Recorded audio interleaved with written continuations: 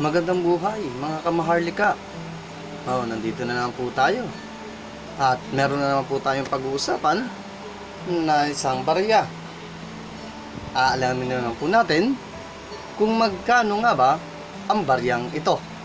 Pero bago ang lahat, syempre, kung hindi ka pa nakapag-subscribe, mag-subscribe ka na. Click the like button and subscribe, para ma-update ko kayo o ma-update kita sa mga presyo ng mga bariyang meron ka o mga naitatagong meron ka. Okay, simulan na po natin. So, ang pag-uusapan natin ay ang 25 centimos Republika ng Pilipinas, 25 centimos. Yan, Juan Luna. So, ito si Juan Luna. Si Juan Luna ay nakatingin sa kaliwa. Sa baba niya, kanyang pangalan, Juan Luna.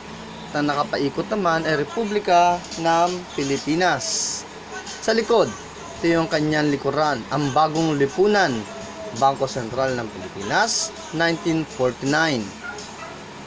Tapos sa baba, in 1980. Okay, sabihin, ito ay yung barya na to ay ginawa noong 1980. Ngayon, alamin na natin kung magkano nga ba ang baryang ito. Okay. Maharlika, so nandito tayo kay Lazada. Sa Lazada, ito ang kanyang presyo. So kung meron kayo natatagong ganito, tago nyo na. Ito po ay nagkakahalagang 35 pesos. Wow! Malaking presyo para sa isang 25 centimos. Ito talaga si Lazada. Marami talaga siyang mga barya na binibenta at karamihan, may bumibili katulad nito. Ito ay may bumili sa kanyang 2 peraso. Yan.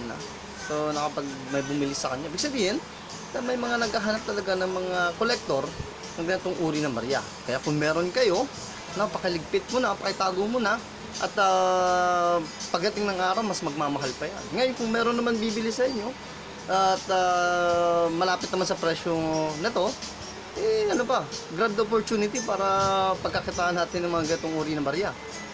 Muli, maraming salamat sa inyo. Ito ulit si Kamaharlika na nag-iiwan ng isang kataga. Ang barya ay kayamanan ni Maharlika. Ikaw, kayamanan ka ba niya? Peace.